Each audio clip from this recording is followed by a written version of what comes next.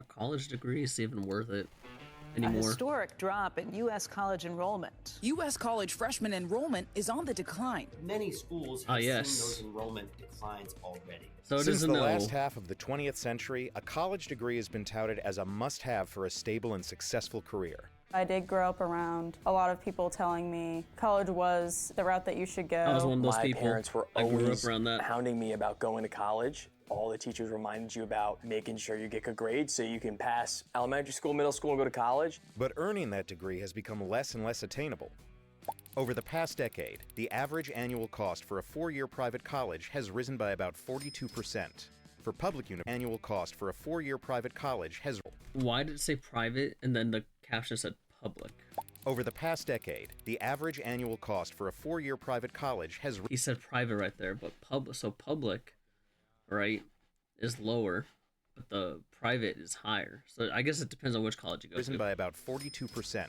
For public universities, it's gone up by about 30%. Still a lot. And jobs that traditionally require college degrees are no Still a longer lot. as reliable as they once were. Google, Amazon, and others announced cuts earlier this month. PayPal is the latest company to announce job cuts, slashing around 9% of its global workforce. The market has really rewarded companies that announce layoffs. So it may not be surprising that many in Gen Z, the youngest generation in the workforce, are saying no to the college experience.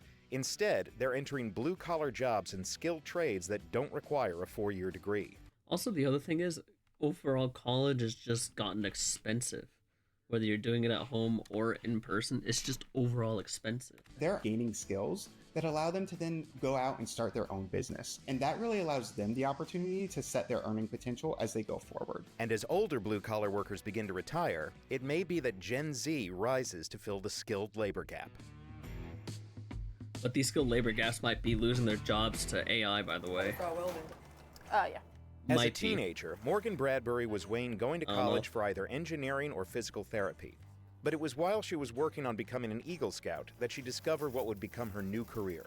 They had a welding merit badge there, and I was like, oh, fire, that sounds pretty fun. I just immediately was like mesmerized by the fact that I could have the ability to build things with my own hands and kind of put together the engineering side of my brain and the hands-on side of my brain.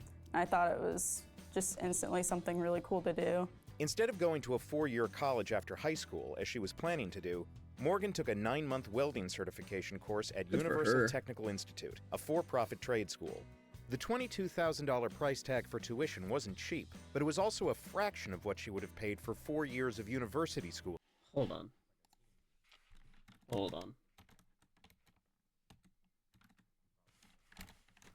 If we do 22.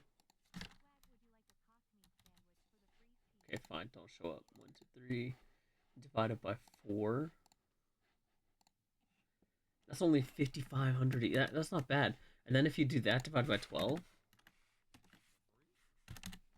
If you do that, so 5,500 divided by 12 months, right? $450 a month, which isn't bad. That's actually better than what most colleges are going to charge you My for. experience there was awesome. A lot of what people don't realize is welding isn't just welding. There's a lot more science behind it than I think people think. I was really interested in the metallurgy and how like the magnetic field works while you're welding, and I think it's helped me a lot in my job today. Morgan landed a job as a third-class welder with BAE Systems before she had even finished her certification.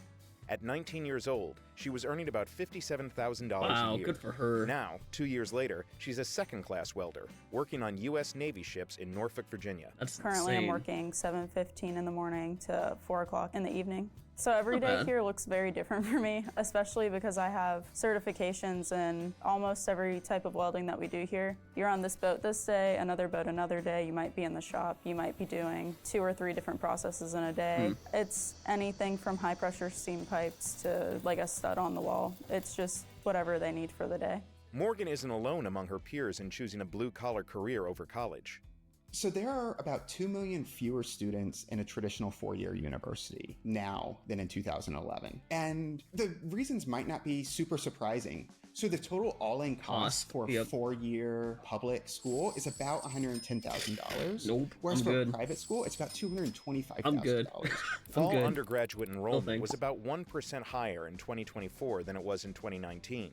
But vocational Obviously, school like- enrollment was up by about 18% over that same time. If we compare graduation and enrollment rates to 2019 to other years, we are out of our minds. We cannot compare that 2019-2020 year to today's day and age, or like of 2025, so 5 years later.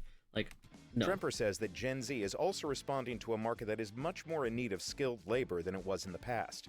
For the last 20 years, there's been a decrease in interest in the trades, specifically around millennials. There was the Great Recession, which caused building to stop for a couple years. Starting in 2020, there's been an increased attention from federal policy about investing in infrastructure.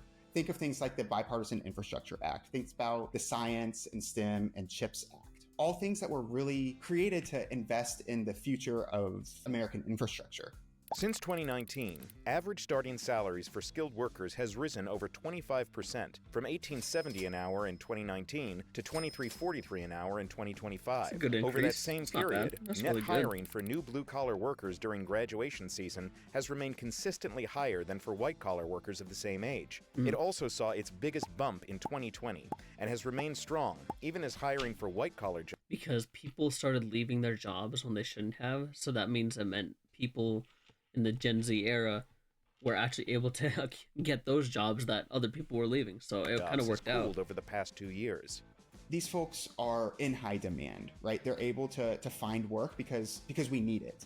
They're also gaining skills that are going to be increasingly necessary as baby boomers and older Gen X workers start aging out of the workforce, and it's time to really starting their own businesses. You fix it? Okay. Take 24-year-old Chase Gallagher. He started his lawn care business in Westchester, Pennsylvania at a young age. When I got started in the landscaping industry, I was like 12 or 13 years old. So it grew from just 10 to 13 lawn mowing clients my first season to by the time I was 18, 19, I had about 75, 82-ish. Damn, bro. I convinced my Good for mom you. to let me do online high school. I would work on my business 2 to 3 days out of the week. I'd go work for someone else the rest of the week, and then come home every night and do my online schooling while I ate dinner and on the weekends. And so this obviously good. helped me increase my income. And I think by See, that's smart thinking. But if I had suggested that, I don't know if it would have flied by. I really don't. like 16, 17, it was around 85 grand in revenue, 100 grand in Wow. revenue I was doing that year. And the very next year, my senior year, I think we brought in like 125 total. By the time he graduated from high school, Chase says he had $120,000 in savings. for Rather you. than spend it on college tuition, he decided to invest it in starting his own business. And I just kind of looked at the numbers and said, listen, I'm not going to go stop my business and pay for college. My parents definitely were not in favor. I said, hey guys, if you're not going to pay for college, don't force me to pay for something I don't want to pay for. In 2020, It's very true. He makes a very bold statement, and not a lot of people will agree with it. But you want someone to go to college, but what if they don't? You can't force someone to go and then say, we want you to go, but we're not going to pay. Like I have my 24, thoughts on Chase's it. business, CMG Landscaping, brought in over $1 million in sales. Good for him. Chase says he earned about $491,000 through his salary and owner's share. So we work with about 100 clients on average a year. My crews are bringing in anywhere from $3,000 to $6,000 per crew per day, and that includes materials. Our Jeez. busiest time of year is from March 15th to June 15th. Sometimes it'll extend to July 15th. When people are redoing their To give you an lawns. accurate guess on how many hours a week I work during that time, I couldn't even tell you, but I will tell you it's from when I wake up to when I go to sleep. And I swear sometimes in my sleep, I'm drafting up emails. Chase's ambitions go beyond his landscaping business. I want to turn myself into a private equity firm, and I want to buy or partner with home service companies and sell them to larger private equity firms. And so that's where I see He's my got future the right going, using mentality, my though. online presence to partner and acquire and grow companies.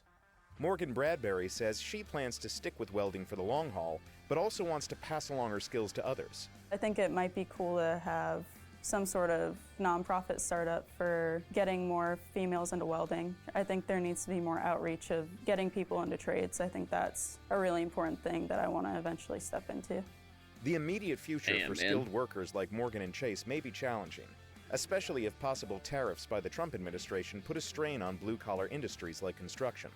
As we're looking towards the future, we definitely need to think that tariffs on soft lumber coming into the country will hurt opportunities for these people to work and to grow their skills. And that might carry through as people stop spending money. But as older workers retire and college tuitions remain high, we may see more members of Gen Z entering the blue-collar workforce. And there's nothing wrong with it. There's nothing wrong with people entering the blue-collar workforce, because at least you get more hands-on experience rather than just sitting there in the class, right? You actually physically get to and start working right away rather than not working right away. And then 5 years later, you're going, I still can't get a job.